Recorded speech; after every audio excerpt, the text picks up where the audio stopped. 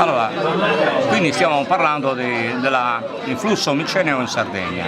Cosa hanno lasciato i micenei e tutte le altre culture che fanno capo a Creta, Cipro, sulla Sardegna?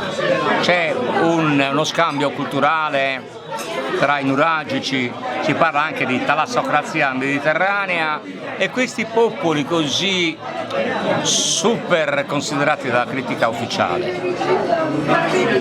Che cosa hanno lasciato? Innanzitutto ci hanno insegnato, se questo ce l'hanno insegnato loro o viceversa, questo non è provato, la Tholos. Abbiamo costruito la Tholos.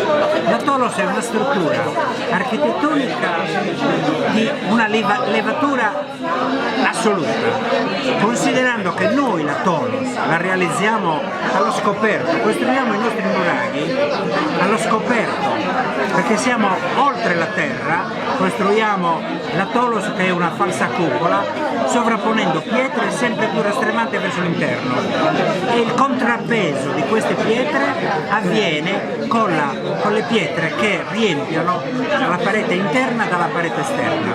Infatti il nuraghe all'esterno sembra un secchio rovesciato, mentre all'interno ha la Tholos. I micenei la Tholos la costruivano sì, ma non avevano il coraggio di costruirla all'esterno, la costruivano dentro le colline sovrapponendo sopra la terra, quindi era ben tenuta dalla natura stessa. Quindi tipo le costruzioni che sono in Inghilterra. Il tesoro a Micene, il tesoro di Atreo è coperto con una Tholos, però attenzione, noi sapevamo costruire le Tholos svettanti sul territorio, loro le costruivano sottoterra. E rimango qua, mi interessa. Rimango a farmi una cultura.